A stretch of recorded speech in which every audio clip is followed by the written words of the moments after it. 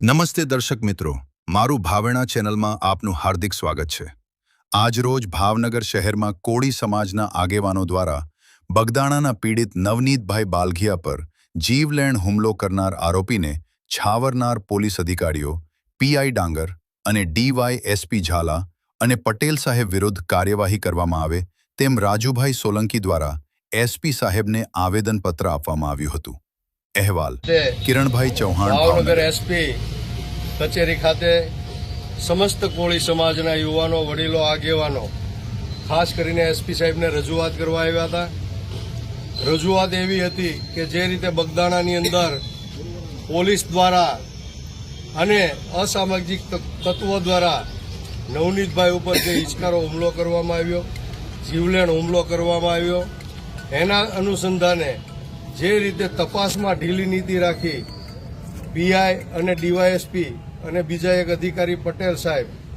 ડાંગર સાહેબ અને ઝાલા સાહેબ, આ તમામ વિરુદ્ધ આજે એસપી કચેરી ખાતે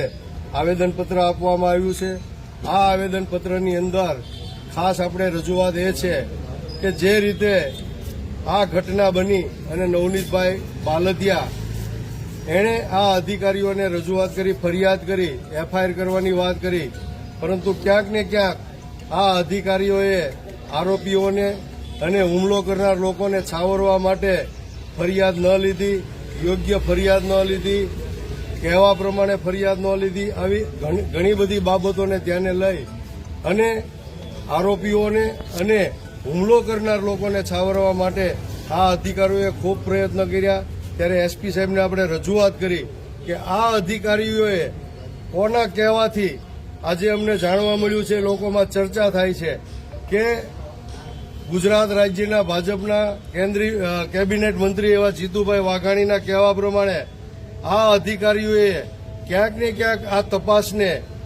આ ઘટનાને આડા રસ્તે લઈ જવા માટેના પ્રયત્નો કર્યા છે। એની કોળી સમાજ નિંદા કરે છે।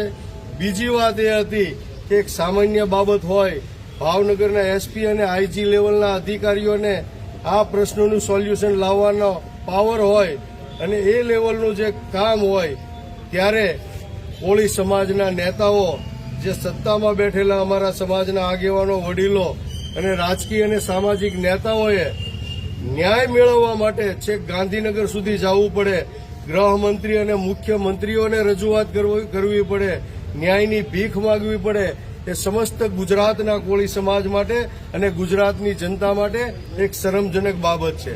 આજે એસપી સાહેબને અમે એ પણ રજૂઆત કરી, એ પણ પૂછપરછ કરી કે ખરેખર ક્યારે પણ અન્ય સમાજના લોકો, જેના આગેવાનો કે નેતાઓ સરકારમાં નહીં બેઠા હોય, એના સાથે અન્યાય થશે તો એને પણ ન્યાય મેળવવા માટે શું ગાંધીનગર મુખ્યમંત્રી કે ગૃહમંત્રીને મળવા જવું પડશે તો જ એને ન્યાય મળશે? એના પ્રતિનિધિઓ સરકારમાં નહીં હોય એવા સમાજના લોકોને ન્યાય નહીં મળે, ગુજરાતના નાના માણસોને,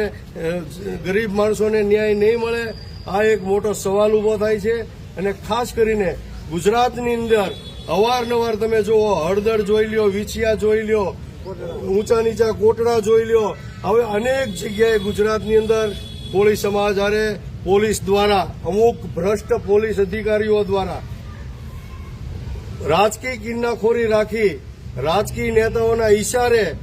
દમન ગુજારવામાં આવે છે, બર્બરતાપૂર્વક ઢોર મારવામાં આવે છે અને અત્યાચાર કરવામાં આવે છે। આ ભ્રષ્ટ પોલીસ અધિકારીઓ, જે લોકો કાયદો પોતાની માલિકીની પેઢી હોય, પોતાની જાગીર હોય, એ રીતે વર્તન કરી અને કોળી સમાજ, પછાત સમાજ, પીડિત અને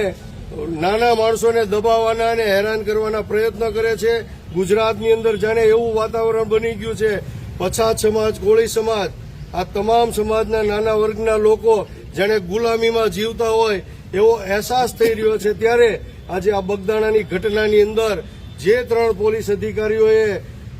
કાયદાનું ઉલ્લંઘન કર્યું છે, કાયદો હાથમાં લઈ અને ગુનેગારોને બચાવવાના પ્રયત્ન કર્યા છે અને આ ઘટનાને, આ ફરિયાદને ડાયવર્ટ કરવાના પ્રયત્ન કર્યા છે, એના ઉપર કડકમાં કડક કાર્યવાહી થાય, આની એસઆઈટીની તપાસ થાય અને જે અધિકારીઓ આમાં સંડોવાયા હોય એના ઉપર પણ આ આરોપીઓ ઉપર ફરિયાદ થઈ છે એ રીતે એને પણ આરોપી તરીકે આ ફરિયાદની અંદર જોડવામાં આવે અને એમાં પણ એ લોકો સાબિત થાય, ગુનેગાર સાબિત થાય તો એને પણ ફરજથી બેદખલ કરવામાં આવે અને એના વર્દી પટ્ટા ઉતારવામાં આવે તો જ ગુજરાતની અંદર ગરીબ અને મધ્યમ વર્ગના લોકોને ન્યાય મળ્યો ગણાશે, કોળી સમાજને ન્યાય મળ્યો ગણાશે. આ ઘટના ઉપરથી એવું લાગે કે તમારે ગમે ત્યારે અન્યાય થાય, અત્યાચાર થાય, કોઈ અસામાજિક તત્વો તમને હેરાન કરતા હોય, પરેશાન કરતા હોય તો તમે સુરક્ષા માટે, રક્ષણ માટે, તમારા ન્યાય માટે તમે પોલીસ આગળ જતા હો છો. પરંતુ ગુજરાતમાં ક્યાંક ને ક્યાંક આ બગદાણા જેવી ઘટના બને છે અને જાણે પોલીસ જ રક્ષક હોય એ જ ભક્ષક બને એવો એક ઘાટ ઉભો થાય એવી પરિસ્થિતિનું નિર્માણ થયું છે. ત્યારે આજે ખૂબ મોટી સંખ્યામાં કોળી સમાજ આજે આવેદનપત્ર આપવા આવ્યો છે અને એસપી સાહેબને આ રજૂઆત કરી છે કે તાત્કાલિક ધોરણે આ તમામ ત્રણ અધિકારીઓની તપાસ કરી, ઝીણવટભરી તપાસ કરી, ઊંડાણપૂર્વક તપાસ કરી અને જો એ ગુનેગાર ઠરે અને એનો આમાં ઇન્વોલ્વમેન્ટ સાબિત થાય તો તાત્કાલિક ધોરણે એને પોલીસ ડિપાર્ટમેન્ટમાંથી એને ફરજ મુક્ત કરવામાં આવે એવી અમે માંગણી કરી છે. અન્યથા આવનારા દિવસોમાં આના કરતાં પણ ખૂબ મોટું ઉગ્ર આંદોલન કરવામાં આવશે એવી આજે હું ખાસ કરીને અલ્ટિમેટમ આપું છું. અઠવાડિયાની અંદર આ તપાસ થવી જોઈએ અને આ પોલીસ અધિકારીઓ પર કાર્યવાહી થવી જોઈએ. ભારત માતા કી જય, વંદે માતરમ, જય જય કોળી સમાજ.